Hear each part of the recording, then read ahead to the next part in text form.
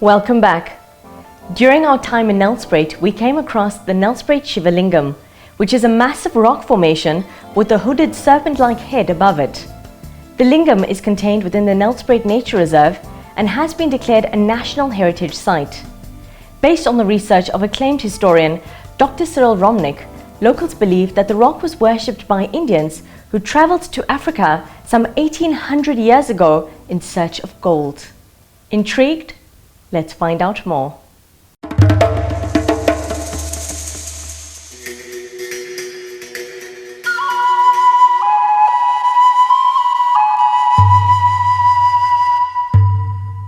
Dr. Cyril Romnick, a celebrated Slovakian historian, is most known for his intense research in Africa and its Indian Ocean seaboard, studies that point to an incredible link between the Dravidian culture of southern India and the original tribal culture of Eastern Africa.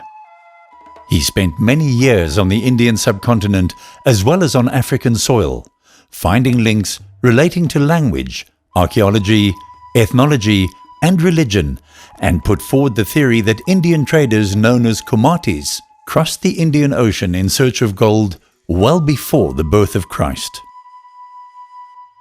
He found out that the South Indians especially, were the great seafarers, similar to Spanish people in the Armada, Spanish Armada there in Europe. Rajaraja Cholan, the great Chola emperor, led a big armada, up to Indonesia, and he stayed there. He put his delegates there, and he was ruling Thailand and Indonesia and all other things. Even today, the Indonesia has got Sanskrit words and Tamil words are there.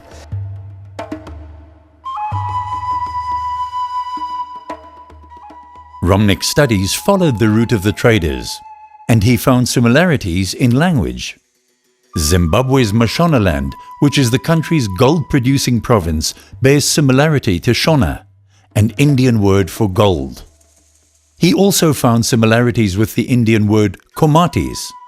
The region between KwaZulu-Natal and Mpumalanga features names like the Komati Gorge, the Komati River, Komati Poort, and Komati Land.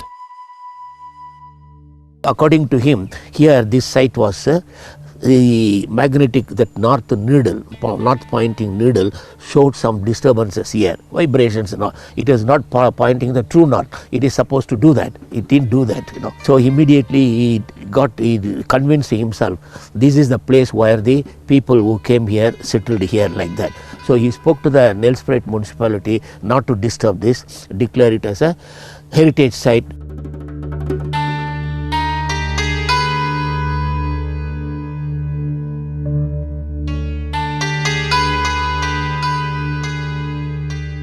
The 1860 travelers obviously arrived, and it's well documented. We know of them coming. The story of the Indians arriving here long before that is not documented, so that it's a little bit harder to believe, but then all history is like that. Romnick also discovered ancient rock formation structures, which he believes were temple sites of the Indian travelers throughout South Africa. In the Nelspruit Nature Reserve, he discovered a massive rock formation resembling the Shiva lingam. Romnick found that the energy in the vicinity of the lingam structure caused disturbances on his compass reading. The shrine is said to be more than 1800 years old. Om Namah Shivaya, Om Namah Shivaya, Om Namah Shivaya.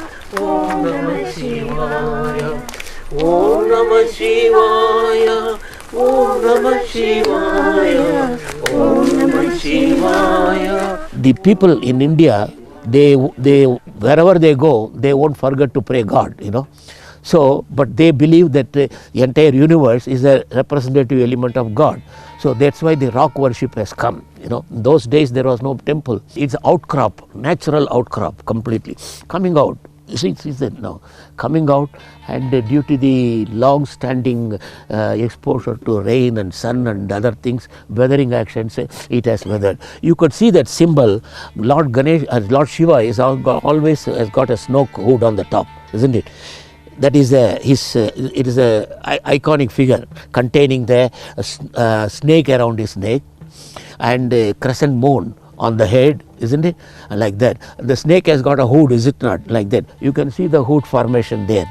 You know, that is why the people who came here, they thought this must be more significant, and it has got a similar, figures of Lord Shiva described in the scriptures, and they chosen this one and they started worshipping here like that.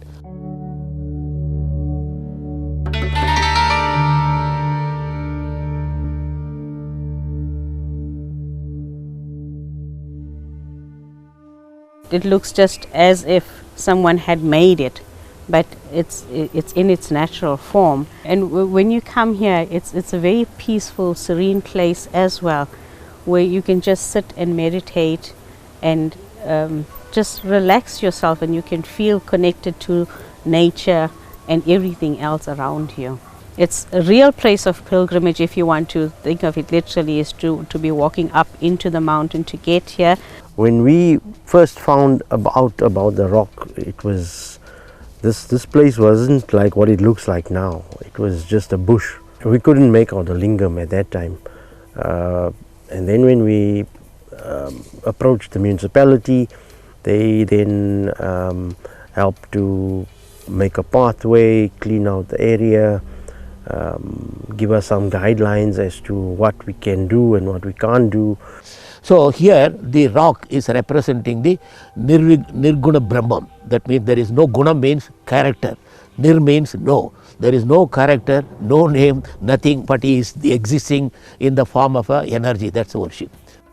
Hinduism contains many references of the worship of the divine through nature. For the local Nelspruit Hindu community, though, faith is more than Romnik's findings. It is their acceptance of the omnipresence of God in all His creation that keeps the light of their faith burning.